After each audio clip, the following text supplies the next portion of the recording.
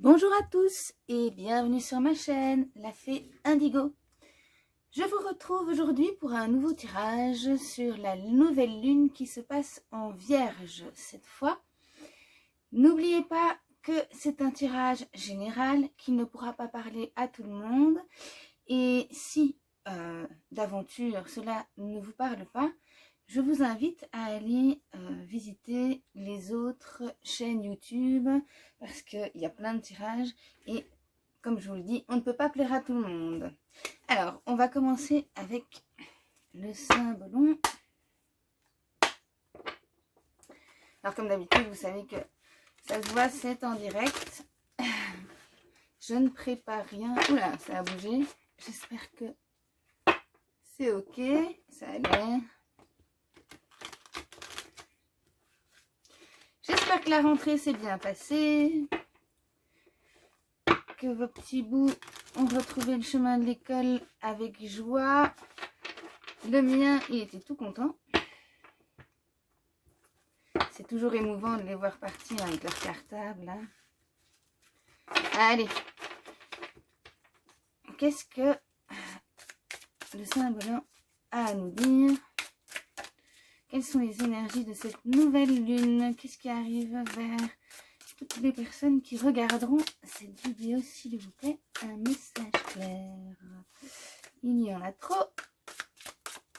Je n'en veux qu'une, s'il vous plaît. Ah oui, vous savez, dans chaque jeu, il y a un égrégore. Ah là, voilà. Ah, un message arrive, une nouvelle. C'est déjà, j'ai déjà vu pas mal ça dans plusieurs tirages. C'est une énergie qui nous suit déjà depuis un moment. Il y a des nouvelles qui arrivent.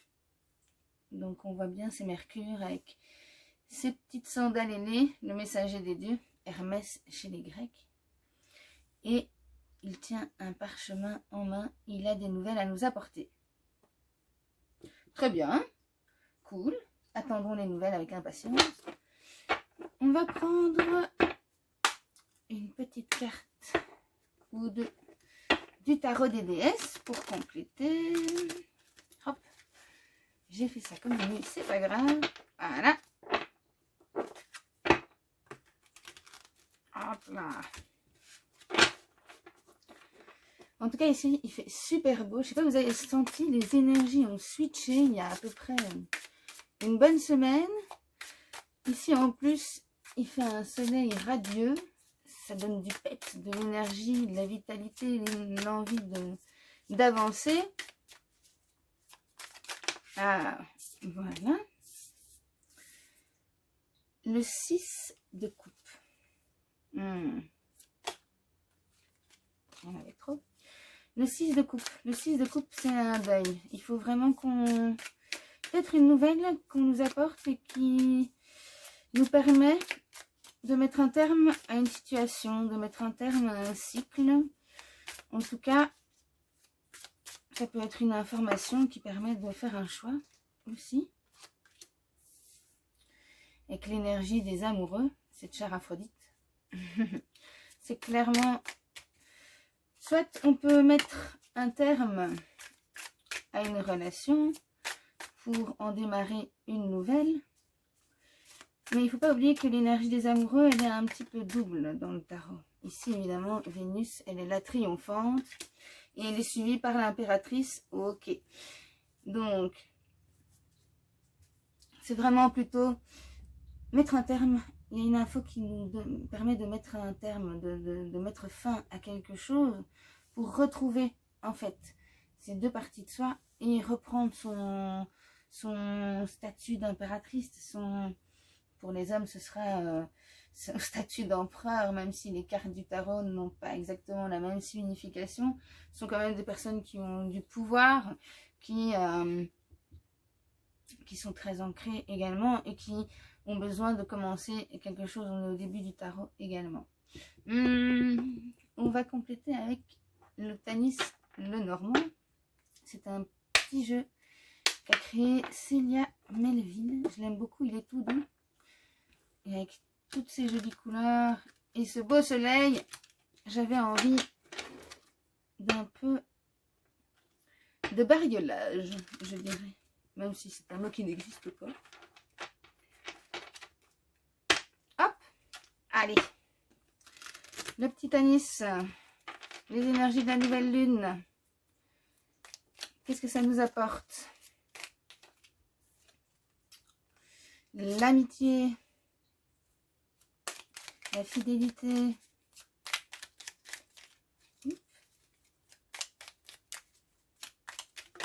Hop là, oui, après avoir grimpé des montagnes, on va pouvoir... on a toujours des obstacles. Regardez, hop, si je les divise un tout petit peu, déplace, pardon, on est presque dans les mêmes couleurs. En tout cas, il y a un beau bouquet, il y a un beau cadeau. Le beau cadeau, ça peut être l'information qui vous mène justement à un beau cadeau, une libération. Après avoir justement passé de nombreuses épreuves et d'obstacles, comme tout le monde en soi. Mais en tout cas, il y a un cadeau à l'arrivée. Alors, je vais essayer de replacer un petit peu plus, parce que si on veut utiliser les autres jeux, il va falloir faire de la place. Voilà, je vais mettre celle-ci là. J'espère que vous la voyez. Ça, c'est énergie générale. Voilà. Super. Alors, on va compléter avec une petite carte de mon jeu perso. Donc, c'est toujours le prototype. J'essaye de faire des devis chez les imprimeurs. Ça prend un peu de temps. Je ferai à l'occasion également une review pour vous les présenter un peu plus intimement. Alors, quel est le conseil de l'oracle de la fée indigo pour cette nouvelle lune?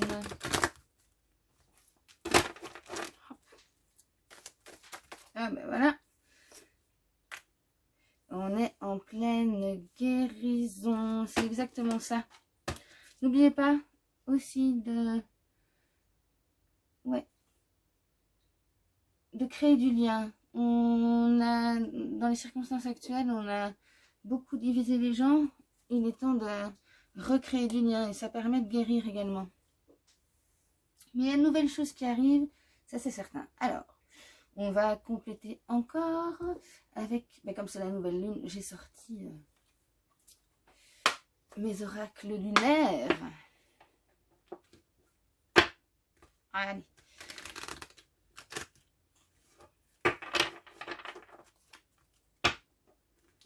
Désolée, oui, je sais, j'ai mes petites habitudes, mais si je ne le fais pas, les cartes ne sont pas contentes. Et alors après, ça part en cacahuète, comme on dit chez nous.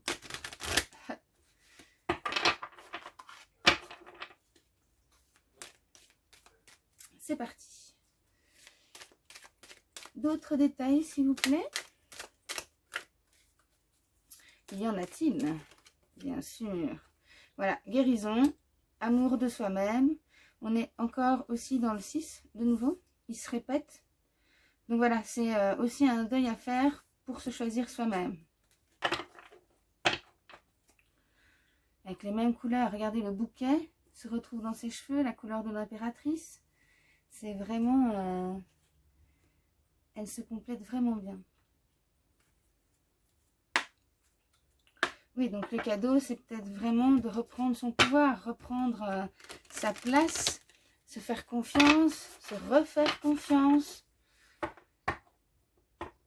Et ne se faire confiance qu'à soi-même, ne pas écouter ce que les autres disent. Ça, on s'en fiche. Tout le monde a toujours quelque chose à dire, que ce soit en bien ou en mal. Malheureusement, en général, c'est toujours en mal. Du coup, c'est soi-même qu'on va prioriser. Il faut utiliser l'égoïsme comme clé de l'altruisme. Oh, non merci. Ah elles sont pressées. Ça part en sucette. Hop. Allez, un petit message clair, s'il vous plaît. Voilà. Et voilà, qu'est-ce que je vous disais? La confiance est la clé du succès. C'est génial, j'adore mes cartes. Donc voilà, comme je vous le disais, c'est vraiment récupérer sa confiance en soi, son unicité, hein, qu'on peut retrouver dans les amoureux, ce que je disais tout à l'heure et que j'ai pas terminé. En fait, la lame du tarot général de l'amoureux, il est double. C'est vraiment cette dualité qu'ici, il faut vraiment réunifier pour récupérer, donc pour guérir et récupérer la confiance en soi, son amour propre. Et c'est là que les cadeaux tomberont. Allez, une dernière, peut-être, avec un super jeu. Alors, il est gigantesque. J'ai une toute petite main. Mais il est splendide. Je vous lirai son petit message, le message de la carte.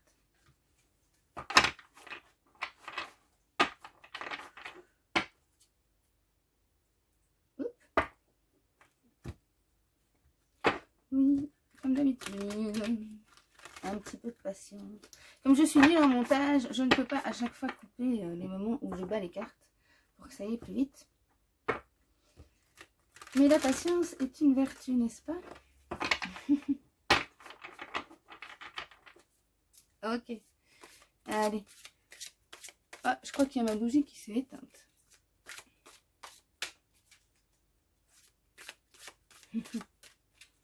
Allez, une petite carte, un petit message, s'il vous plaît. Ok.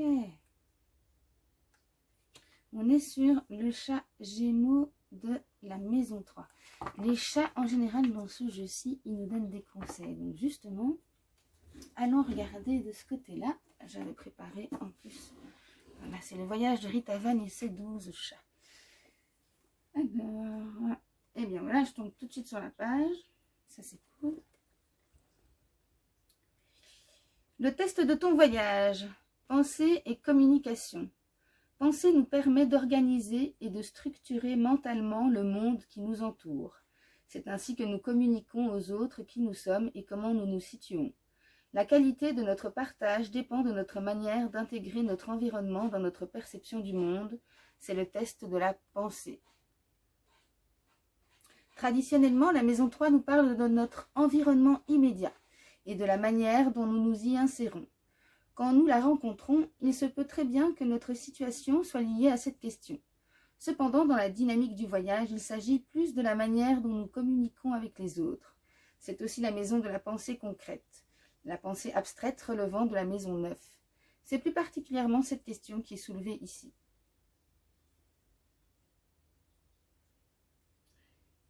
Donc voilà, un beau petit résumé de ce que je venais de dire. Donc on est vraiment dans cette envie de communication, de cette envie aussi d'envoyer des messages ou d'en recevoir. Donc vraiment on est dans ces énergies mercuriennes de communication.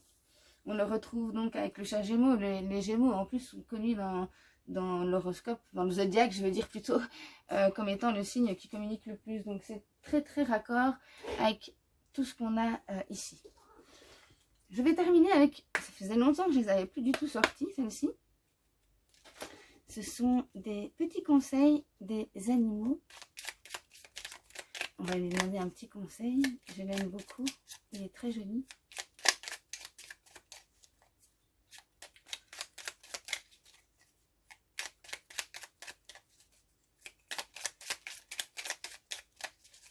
Alors, quel est ton message, s'il te plaît?